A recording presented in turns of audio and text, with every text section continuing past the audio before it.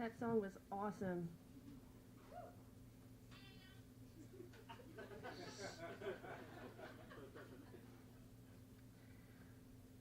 I have one of those jobs that people ooh and ah over. It's the kind of job where people grip your shoulder and gasp, "Oh my God, that is awesome!" I always appreciate their naive compliments, but if they only knew the truth. People imagine this luxurious setting that makes them feel like they're in a dream come true. Little do they know the crumbling reality is a place filled with bad puns and disheartened customers. I guess by now you're probably wondering what my occupation is. Well, I work at a murder mystery theater in the suburbs.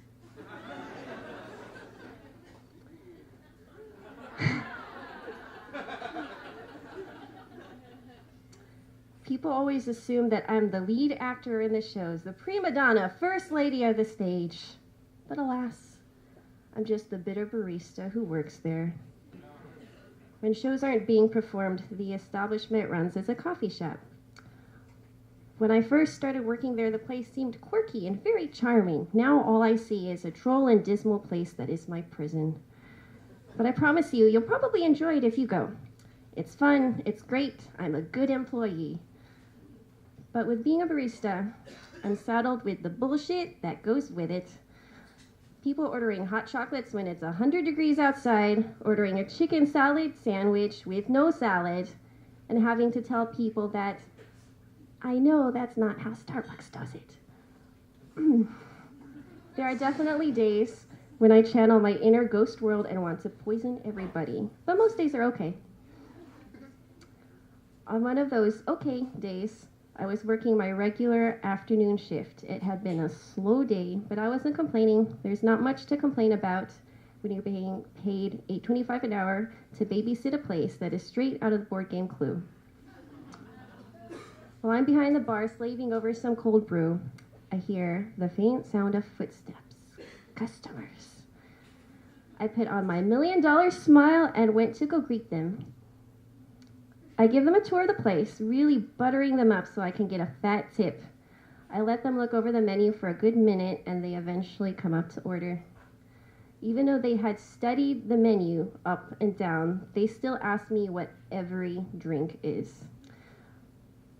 My $1 million smile slowly turns into a $3.50 smile, and I grudgingly explain to them. They finally decide, and as I start to ring them up, I'm hit with a question. Can you make the drink with heart on it? My smile is slowly turning into one worth maybe 50 cents. I kindly tell them that we don't do latte art here because we were never trained to do so, mainly due to my lazy managers, but I'd be happy to top the drink with whipped cream if they still wanted it to be special. They shrug and tell me how that was the only reason why they came. I get ready to give them a refund, but luckily they still buy the drinks, but of course, leave no tip. Try not to let the bitter barista come out. I make their drinks and have them out within minutes. I may not have gotten a good tip, but I wanted to show them that I was still a damn good barista, regardless of the lack of latte art. I send them off with well-made drinks and with what I thought was good service and go on about my business. Like most customers, they don't really leave an impression on me if they don't cause a big ruckus. That's what I assumed about these customers, but oh boy, was I wrong. Later that day, I get a text from my manager asking me if I had a customer that had requested latte art. Not thinking anything of it, I tell the truth and explain what happened. He then sends me a link to our page on Yelp, and then the most recent review reads, the person there told me they couldn't make a heart on my drink. I was recommended this place solely for this particular item on the menu, and come to find out, no one there knows how to make it. Kind of disheartened.